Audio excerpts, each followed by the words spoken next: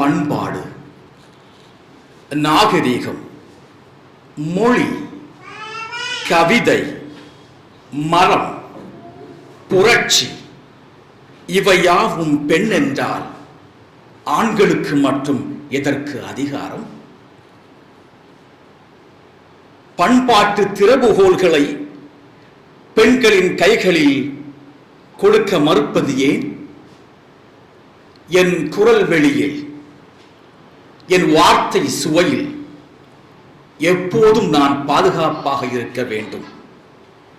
ஆதலால் உன்னை காதலிக்க விரும்புகிறேன். உனது பெண்மை எனும் புத்தகத்தை வாசிக்காதவன் வாழ்நாள் முழுவதும் படிப்பறிவில்லாதவனாகவே இருப்பான். என்னவளை, உன்னிடம் கெஞ்சி கேட்கிறேன், என்னை கொஞ்சம் காதலி. நான் பண்பாடுள்ள மனிதனாக மாற வேண்டும். என் கவிதைகள் மேல் நின்றவாறு மரங்களைப் போல் மரணிக்க வேண்டும். அதற்காக உன்னை காதலிக்க நினைக்கிறேன். என் கடவுச்சீட்டை கடலில் எறிகின்றேன். இனி நீயே என் தாய்நாடு. என் கடவுச்சீட்டை கடலில் எறிகின்றேன். இனி நீயே என் தாய்நாடு. என் எல்லா அகராதிகளையும் நெருப்பில் வீசுகின்றேன். இனி நீயே என் மொழி. நிசார் கப்பானி சிரியாவினுடைய புகழ்பெற்ற கவிஞர். ஜிப்ரான், ஹலீல் ஜிப்ரானுக்கு அடுத்து பலஸ்தீன் கவிஞர் மஹ்மூத் தர்வீஷுக்கு அடுத்து அரபுலகின் மிக முக்கியமான கவிஞர் நிசார் கப்பானி பெண்களை பற்றி, காதலை பற்றி இவ்வாறு பாடுகிறார். இந்த கவிதைகளை எல்லாம் கேட்கும் போது இந்த காதலை பற்றியும் பெண்களை பற்றி அவருடைய வர்ணனையை, அவருடைய அழுத்தமான வார்த்தைகளை நாம் கேட்கும் போது இன்றைக்கும் ஒரு பெரிய மாற்றம், ஆண்களுக்கு பெண்களை பற்றிய பார்வையும் பெண்கள் மீதான பார்வையும் பெரிய அளவில் மாறிவிட்டதாக நான் பார்க்கவில்லை. இன்றைக்கு நாம் எவற்றையெல்லாம் முற்போக்காக நாம் பார்க்கிறோமோ, நவீன சிந்தனைகளாக நாம் அறிகிறோமோ, இவற்றையெல்லாம் 50 ஆண்டுகளுக்கு முன்பே அரபு இலக்கியத்தில் அரபு எழுத்தாளர்கள் பேசியிருக்கிறார்கள். ஒரு அரபு பேராசிரியர் என்கிற அடிப்படையிலே ஒரு அரபு இலக்கிய கண்ணோட்டத்தை முன்வைத்து என்னுடைய இந்த உரையை அமைத்துக் கொள்ள விரும்புகிறேன். அரபுலகம் என்றால் ஏதோ சொர்க்கம் என்றல்ல. நாம் பார்க்காத ஒரு உலகம் அரபு உலகத்தில் இருக்கிறது.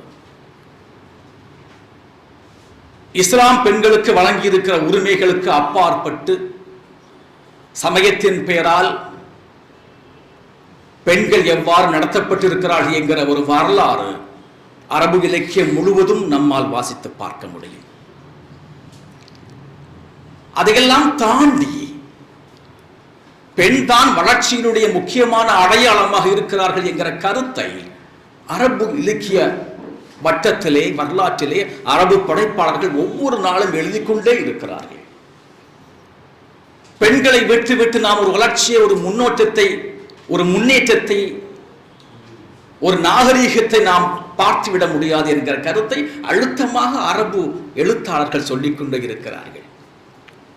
எல்லா காலகட்டத்திலும் போரில் கூட, வலியில் கூட, எதுவும் செய்ய இயலாத அந்த போர் சூழலில் கூட அவர்கள் காதலை பற்றி பேசுகிறார்கள். பெண்களை மதித்து அவர்கள் பாடுகிறார்கள். நிசார் கப்பானி மற்றொரு இடத்திலே பேசுவார், ஒரு கவிதையிலே சொல்லுவார், அன்பே அவர்கள் என்னை தூக்கிலிட என் ஒரு புத்தகம் போதும். அன்பே அவர்கள் என்னை தூக்கிலிட என் ஒரு புத்தகம் போதும், என் காதல் புத்தகம் என்று பேசுகிறார் ஒரு இடத்துல. எத்தகைய ஒரு சூழ்நிலையில் அரபு எழுத்தாளர்கள் தங்களுடைய படைப்பை இந்த உலகிற்கு தருகிறார்கள் என்கிற கருத்தை எல்லாம் மிக அற்புதமாக சொல்லுவார்கள். மஹ்மூத் தர்வீஷ் பலஸ்தீன் கவிஞர் ஒரு கவிதையிலே சொல்லுவார், காதலை பற்றி 20 வரிகள் எழுதினேன், முற்றுகை 20 மீட்டர் பின்னோக்கி சென்ற உணர்வு எனக்கு. அந்த ஒரு போர் கட்டத்தில் கூட எதிரிகளால் சூழப்பட்டு நாங்கள் தாக்குதலுக்கு ஆளாக்கப்பட்ட அந்த நிலையில் கூட நாங்கள் காதலை பற்றி பேசுகிற போது, பெண்ணை பற்றி பேசுகிற போது எங்களுக்கு ஒரு இதமான ஒரு அமைதியும் இன்பமும் ஒரு ஆறுதலும் பெண்கள் மூலமாக கிடைக்கிறது என்கிற கருத்தை எவ்வளவு அற்புதமாக பதிய வைத்திருக்கிறார்கள். இன்றைக்கு உலக வரலாற்றிலே, அரபு இலக்கியத்திலே, அரபு இலக்கிய வரலாற்றில் மிக சிறந்த ஆளுமையாக இருக்கக்கூடிய கவிஞர் சிரியாவை சேர்ந்த அடோனிஸ், இன்றைக்கு மிக முக்கியமான கவிஞராக போற்றப்படக்கூடியவர்.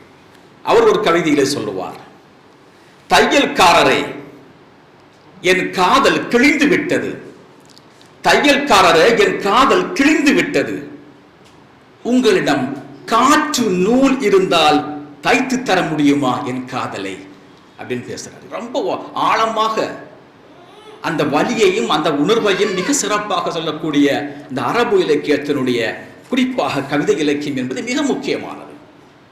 உங்களுக்கெல்லாம் தெரிந்திருக்கும், அரபு இலக்கிய வரலாற்றிலே நோபல் பரிசு பெற்ற ஒரே எழுத்தாளர், நாவலுக்காக நோபல் பரிசு பெற்ற ஒரே எழுத்தாளர் எகிப்தினுடைய நஜீப் மஹ்ஃபூஸ்.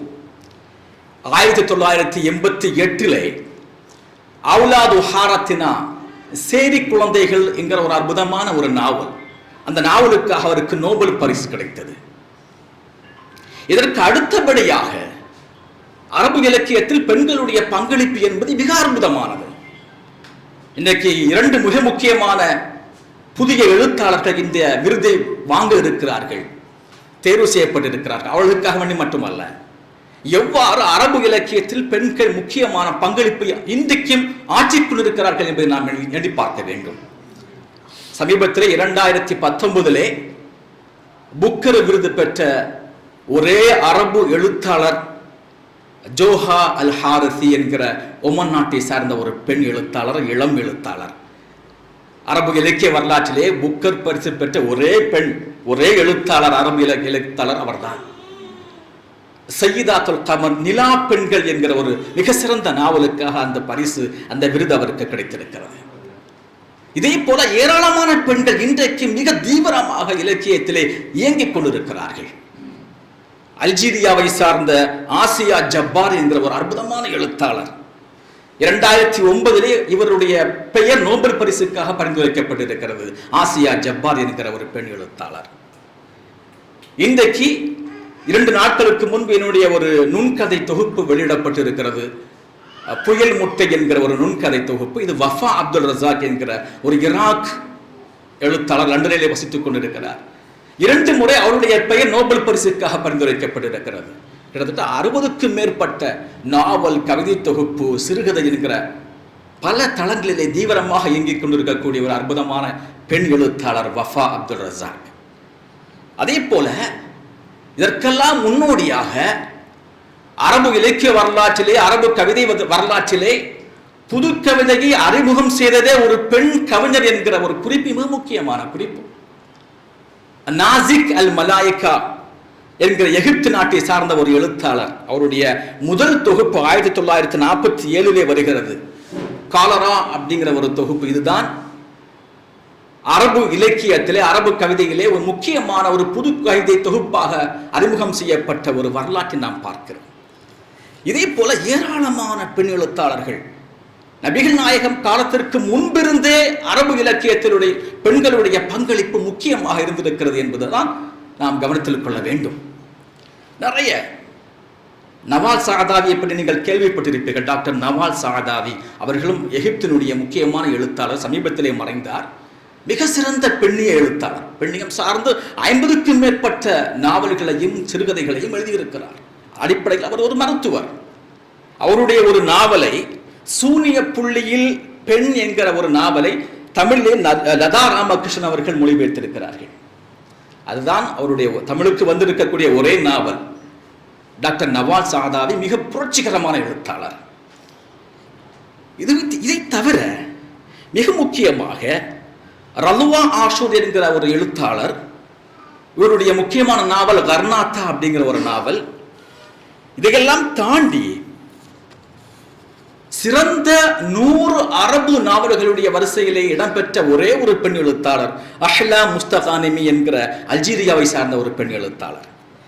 இவ்வாறு Palestine, Morocco, Algeria, Oman, Kuwait என்கிற பல அரபு நாடுகளில் இன்றைக்கும் தீவிரமாக இயங்கக்கூடிய அரபு பெண்கள், அரபு எழுத்தாளர்கள் ஏராளமான அளவில் இருக்கிறார்கள்.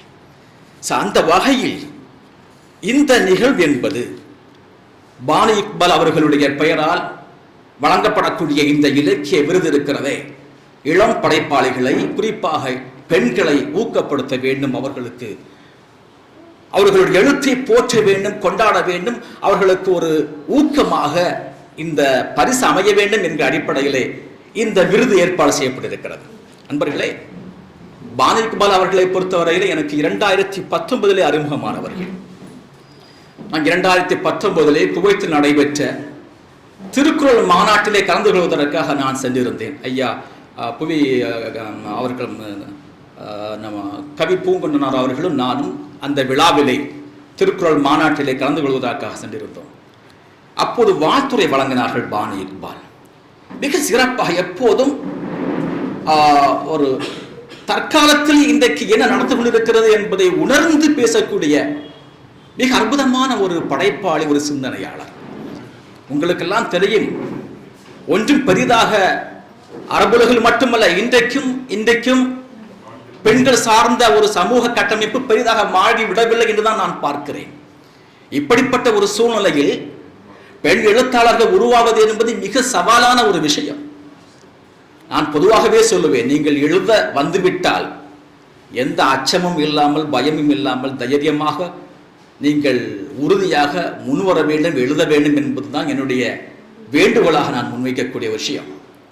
ஏனென்றால் நிசார் தப்பானி வேறொரு கவிதையிலே சொல்லுவார், அதிர்ச்சிகளை தாங்கிக் கொள்ள ஆற்றல் இல்லாதவன், அதிர்ச்சிகளை தாங்கிக் கொள்ள ஆற்றல் இல்லாதவன் காகிதத்தை தொந்தரவு செய்யலாமா அப்படின்னு கேட்கிறார். எழுத்து என்பதே பல்வேறு சவால்களை தாங்கி நிற்கக்கூடிய ஒரு களம். எதை பற்றியும் கவலைப்படாமல், எதற்கும் அஞ்சாமல், நேர்மையாக, உறுதியாக, தைரியமாக உங்களுடைய கருத்தை சொல்ல வேண்டிய அவசியம் இருக்கிறது. எதற்கும் நீங்கள் அஞ்ச வேண்டிய அவசியம் இல்லை. நாம் அஞ்சு சாவதன் மூலமாகத்தான் நாம் இன்னும் பல்வேறு தளங்களில் புறக்கணிக்கப்படக்கூடிய அல்லது ஒடுக்கப்படக்கூடிய நிலையில் இருக்கிறோம் என்பதை நாம் உறுதியாக புரிந்து கொள்ள வேண்டும். அந்த வகையில் பானி இக்பால் மிக மென்மையான ஒரு சகோதரி, அதே நேரத்தில் தன்னுடைய கருத்தை ஆழமாக பதிய வைக்கக்கூடிய அந்த திறன் பெற்றவர். அந்த மாநாட்டில் கூட மிக அற்புதமாக ஒரு வாழ்த்துறையை சொன்னார். பெண்களுடைய நிலைமை இன்றைக்கு எப்படி இருக்கிறது, குறிப்பாக முஸ்லிம் பெண்களுடைய சூழ்நிலை, அதுவும் கிராமத்திலிருந்து வரக்கூடிய பெண்களுடைய நிலை எவ்வாறு இருக்கிறது, எவ்வளவு பெரிய போராட்டம் இருக்கிறது என்பதை எல்லாம் மிக அற்புதமாக சொன்னார்கள். அந்த வகையில் 2019 அறிமுகமான பானி இக்பால் அவர்கள் அதற்கு பிறகு தொடர்ந்து என்னுடைய கவிதைகளை அவர்கள் வாசித்திருக்கிறார்கள். அவர்களுடைய எழுத்துக்களை நான் வாசித்திருக்கிறேன். என்னுடைய வீட்டுக்கு வந்திருக்கிறார்கள். என்னுடைய முதல் கவிதை தொகுப்பு கவிதையை நம்பாதே அப்படிங்கிற ஒரு கவிதை தொகுப்பு, அதை வாசித்துவிட்டு ஒரு மதிப்புரை அவர்கள் எழுதினார்கள், முகநூலிலே பதிவு செய்தார்கள். அந்த அளவுக்கு மிக ஈடுபாடுள்ள ஒரு எழுத்தாளர், ஒரு சகோதரி, கள்ளம் கபடமற்ற ஒரு சகோதரி. அந்த வகையில் அவருடைய எழுத்தை கொண்டாடக்கூடிய வகையிலே, அவர்களுடைய நினைவை போற்றக்கூடிய வகையிலே இந்த விருது என்பது மிக முக்கியமான ஒரு விருதாக நான் பார்க்கிறேன். அதுவும் குறிப்பாக புதிதாக இந்த எழுத்துலகுக்கு வரக்கூடிய அந்த பெண் படைப்பாளிகளுடைய எழுத்தை போற்ற வேண்டும், கொண்டாட வேண்டும், அவர்களுக்கு உதவிகரமாக நாம் இருக்க வேண்டும் என்கிற அடிப்படையிலே இந்த விருதுக்கு தேர்ந்தெடுக்கப்பட்ட 2 எழுத்தாளர்களுக்கு என்னுடைய மனமார்ந்த வாழ்த்தை தெரிவித்துக் கொள்கிறேன். அதே போல இக்பால் ஒரு சிறந்த மனிதர். நான் இந்த கவிதைகளை வாசித்ததற்கு மிக அடிப்படையான காரணமே, அந்த கவிதையை வாசிக்கும் போதெல்லாம் இக்பாலுக்கும் பானுக்குமான அந்த காதல் உணர்வு இருக்கிறது அல்லவா, மிக அற்புதமான உணர்வு. இன்றைக்கு எப்போதும் பேசுகிற போதெல்லாம் தன்னுடைய மனைவியை பற்றி, தன்னுடைய காதலை பற்றி, தன்னுடைய உறவுகளை பற்றி எல்லாம் பேசக்கூடிய, போற்றக்கூடிய ஒரு சிறந்த மனிதர். அந்த மனைவியினுடைய மறைவுக்கு பிறகும் அவர்களுடைய எழுத்தை கொண்டாட வேண்டும், மக்கள் அதை நினைவு கூற வேண்டும், புதிய எழுத்தாளர்களை, படைப்பாளிகளை நாம் ஊக்கப்படுத்த வேண்டும் என்கிற அந்த துடிப்போடு இந்த விருதை ஒவ்வொரு ஆண்டும் அவர்கள் அறிவித்திருக்கக்கூடிய அந்த இக்பாலுடைய அந்த எண்ணம், இதைவிட தன்னுடைய மனைவிக்கு, காதலிக்கு செய்யக்கூடிய ஒரு சேவையாக, ஒரு பரிசாக, ஒரு நினைவாக வேறு எதுவுமே இருக்க முடியாது. அந்த வகையில் இன்றைக்கு ஆமினா முஹம்மது அவருடைய முதல் தொகுப்பு ஆஹாத தீதார், அற்புதமான 13 கதைகள், அதுவும் மரணத்தை மையப்படுத்தி எழுதப்பட்ட அற்புதமான கதைகள். நேற்று தான் அவர்கள் சௌமா விருது பெற்றிருக்கிறார்கள், சௌமா இலக்கிய விருதை பெற்றிருக்கிறார்கள். இன்றைக்கு பானு இக்பாலுடைய இலக்கிய சுடர் விருது அவருக்கு கிடைத்திருக்கிறது. பொதுவாக நாம் எதையும் எதிர்பார்த்து எழுதுவதில்லை. நம்முடைய எழுத்து நேர்மையாக, கவித்துவமாக, சமூக அக்கறையோடு எழுதப்படும் போது நிச்சயமாக அது எப்போதாவது அங்கீகரிக்கப்படும் என்பதுதான் உண்மை. அந்த வகையில் இந்த அங்கீகாரம் உங்களுக்கு கிடைத்திருக்கிறது. அதே போல சகோதரி அவர்கள் ஜெயலட்சுமி எனும் ஜெயா நவி அவர்களுடைய 2 குழந்தைகளுடைய பெயரை அடிப்படையாக கொண்டு அவர்கள் தங்களுடைய பெயரை, புனைப்பெயரை ஜெயா நவி என்று வைத்திருக்கிறார்கள். அவருடைய ஏற்பெயர் ஜெயலட்சுமி. நந்தினி தேவி விக்னேஷ் என்கிற தன்னுடைய பிள்ளைகளுடைய முதல் எழுத்தை ந வி என்று ஜெயா நவி என்று ஒரு அடையாளமாக அமைத்துக் கொண்டு மிக அற்புதமான கவிதையை அவர்கள் எழுதியிருக்கிறார்கள். சிவகாசியை சேர்ந்தவர்கள் விழுமம் என்கிற தொகுப்பில் 99 கவிதைகள், மிக அற்புதமான கவிதைகளை எழுதியிருக்கிறார்கள். எல்லாம் சமூகம் சார்ந்து. இதை அல்லாமல் 2 எழுத்தாளர்களுமே இன்றைக்கு அடுத்த கட்டத்திற்கு நகர்ந்து இன்றைக்கு மேலும் சில நூல்களை, நாவல், கதைகள் எல்லாம் அவர்கள் எழுதி கொண்டிருக்கிற அந்த நிலையை பார்க்கும்போது உண்மையிலே மகிழ்ச்சியாக இருக்கிறது. நிச்சயமாக தொடர்ந்து நீங்கள் எழுதிக் கொண்டே இருங்கள். அதுவும் குறிப்பாக சமூக பிரச்சனைகளை, நாம் சந்திக்கக்கூடிய சிக்கல்களை. ஏனென்றால் ஒரு படைப்பாளி என்பவன், ஒரு எழுத்தாளன் என்பவன் சமூக அக்கறையோடு எழுதுகிற போதுதான் அவன் ஜெயிக்கிறான், அவன் ஜீவிக்கிறான். ஜெயிப்பது மட்டுமல்ல, அவன் எப்போதும் நினைவு கூறப்படுவதுதான் ஒரு படைப்பாளியுடைய, ஒரு எழுத்தாளனுடைய உண்மையான வெற்றியாக, சாதனையாக, விருதாக நான் பார்க்கிறேன். இன்றைக்கு பானு இக்பால் நினைவு கூறப்படுகிறார் என்றால் அவருடைய இதயபூர்வமான எழுத்து, நேர்மையான எழுத்து, உண்மையான சமூக அக்கறை நிறைந்த எழுத்து, இவையெல்லாம் இருக்கிற போதுதான் அந்த எழுத்து ஜெயிக்கிறது, அந்த எழுத்து நினைவு கூறப்படுகிறது. அந்த வகையில் இந்த நிகழ்வு என்பது மிக முக்கியமான நிகழ்வாக நான் பார்க்கிறேன். என்னோடு சேர்ந்து இந்த விழாவிலே சிறப்பு விருந்தினராக கலந்திருக்கக்கூடிய அன்பு சகோதரர்கள் இலக்கியநாதன் அவர்கள், அதே போல ஜீவனா, மிக சிறந்த நண்பர்கள், அவர்களுக்கு என்னுடைய மனமார்ந்த நன்றியை, வாழ்த்தையும் தெரிவித்துக் கொள்கிறேன். அதே போல பானு இக்பாலுடைய வளர்ச்சியில எப்போதும் அக்கறை கொண்ட ஒரு அற்புதமான மனிதர் தான் சகோதரர் டிஸ்கவரி வேலியப்பன் அவர்கள். அவரை கூறாமல், அவரை நினைவு கூறாமல், அவரை சொல்லாமல் நாம் கடந்துவிட முடியாது. இன்றைய நிகழ்ச்சி கூட வெற்றிகரமாக, சிறப்பாக, ஒரு நெருக்கடியான காலகட்டத்தில் சிறப்பாக அது நடைபெறுவதற்கு முக்கியமான காரணம் வேலியப்பன். ஆரம்ப காலத்தில் அவருடைய எழுத்துக்கு ஆதரவு கொடுத்து அவருடைய புத்தகங்களை பதிப்பித்தவர் வேலியப்பன். எப்போதெல்லாம் இளம் எழுத்தாளர்கள் நாடி வருகிறார்களோ அவர்களுக்கெல்லாம் கை கொடுக்கக்கூடிய ஒரு சிறந்த மனிதராக அவர் இன்றைக்கு வென்றிருக்கிறார். பதிப்புலகத்தில் மட்டுமல்ல, இன்றைக்கு ஊடகத்துறையில் ஆகட்டும் அல்லது சினிமா துறையாகட்டும் ஒரு வெற்றியாளராக அவர் இன்றைக்கு இருந்து கொண்டிருக்கிறார். அவருடைய வருங்கால படங்களுக்கும் படைப்புகளுக்கும் நம்முடைய வாழ்த்தும் பாராட்டும் எப்போதும் உண்டு. அந்த வகையில் இந்த எளிமையான நிகழ்வில் கலந்து கொண்டு சிறப்பித்திருக்கக்கூடிய உங்கள் அத்தனை பேருக்கும் என்னுடைய மனமார்ந்த நன்றியும் வாழ்த்தையும் பாராட்டியையும் தெரிவித்துக் கொள்கிறேன். நன்றி, வணக்கம்.